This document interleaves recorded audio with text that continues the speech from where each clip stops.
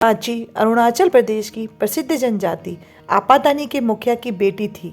देखने में गोरी गोरी हंसती आंखों वाली सांची के सुनहरे बालों को देखकर जनजाति के लोग उसे सूरज देवता की बेटी मानते थे। सांची गायन नृत्य के साथ साथ हथकरघे पर वस्त्र बनाने में भी बहुत निपुण थी। इसलिए उसका पिता अपनी इकलौती बेटी का देव पुरुषों में से किसी एक से विवाह करके धन कमाना चाहता था। उनकी जनजाति का यही रिवाज था कि लड़के वाले लड़की के पिता को लड़की के ब्याहने के लिए धन देते थे। उस दिन अरुणाचल प्रदेश की जनजाति में महिलाओं के लिए हथकरघा के वस्त्र बनाने की प्रतियोगिता हुई और उसके बाद पुरुषों के लिए तीर कमान की प्रतियोगिता हुई।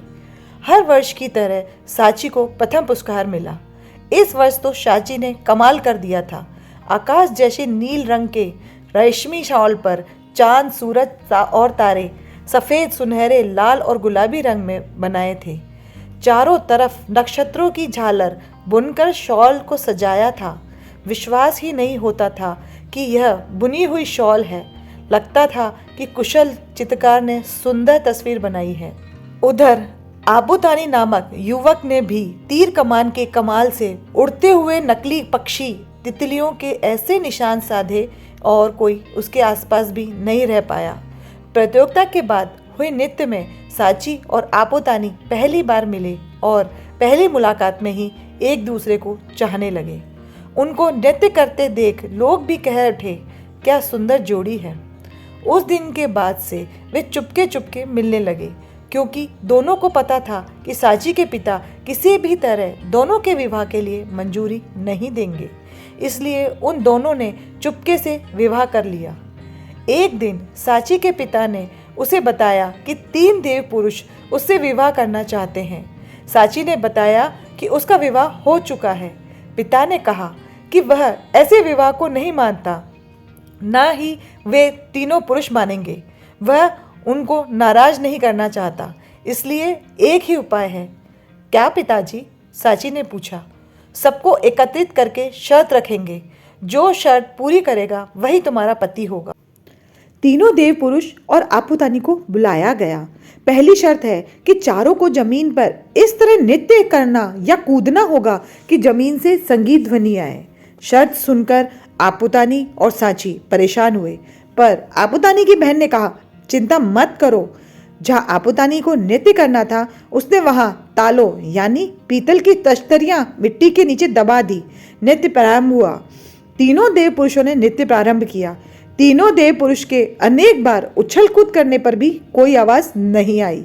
आबूतानी ने जैसे ही नृत्य प्रारंभ किया, हर पदान्यास के बाद टन टन की आवाज़ आई। आबूतानी जीत गया, पर पिता और तीनों देव पुरुष नहीं माने। एक और शर्त रखी गई। तीर कमान से तलों यानी धातु के गोलाकार पर निशाना ऐसे साधना था कि तीर वहीं तलों पर लगा रहे। इस बार भी आबूतानी की बहन ने उपाय बताया। उसने आबूतानी के तीरों की नोक पर मधुमक्खी के छत्ते से निकाली गई मोम लगाई। पहले देव पुरुष ने निशाना साधा। उसका तीर तलों पर जाने से पहले ही गिर गया। दूसरे देव पुरुष ने भी तीर कसा, पर निशाना चूका। वह तलों के पास से गुजर गया। तीसरे देव पुरुष ने तीर तलों पर सही मारा। टन की आवाज भी हुई, पर तीर नीचे गिर गया। आखिर में आबूतानी ने तीर मारा। वह सीधा तलों के मध्य में लगा और वहीं पर लगा रहा। यह शर्त भी आबूतानी ने जीत ली। अब आखिरी शर्त होगी, अगर वह आबूतानी जीता तो वही तुम्हारा पति होगा। सांची के पिता और तीनों देव पुरुष बोले, यह तो बेईमानी है। हर बार आबूतानी के जीतने पर और एक शर्त कहकर मुझे और आबूतानी को जुदा करने की कोशिश करते हो। सांची क्रोधित होकर बोली।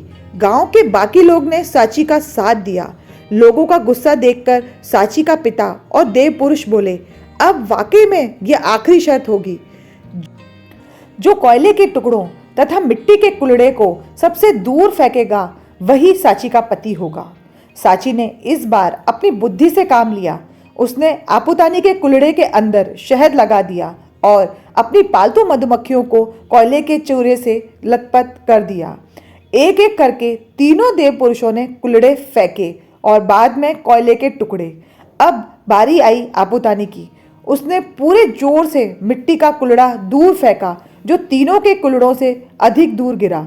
फिर उसने मधुमक्खियों को मुट्ठी में पकड़कर हवा में फेंका। शहद की खुशबू से कुल्हड़े तक पहुंची, जबकि देव पुरुषों के कोयले के टुकड़े उनके कुल्हड़ों तक भी नहीं पहुंचे। लोगों ने आपूतानी की जय जयकार करी। कल सुबह इसी जगह सांची का विवाह मैं आपूतानी से रचाऊंगा। सब लोग निमंत्रित हैं, सांची के पिता ने ऐलान किया। सुबह दुल्हन के वेश में सांची जब मैदान में पहुंची तब हैरान हो गई। आपूतानी के रूप में 4 नए खड़े थे। यह भी चाल थी। पहचानो कौन है पति और माला पहनाओ, सांची के पिता ने कहा। सांची ने थोड़ी देर आंख मीची, फिर बोली, मैं सबसे पहले हाथ मिलाऊंगी और फिर ही माला पहनाऊंगी। बहुत खूब, तीनों देव पुरुष खुश होकर बोले। पर सांची ने देखा असली आपूतानी चुप खड़ा था।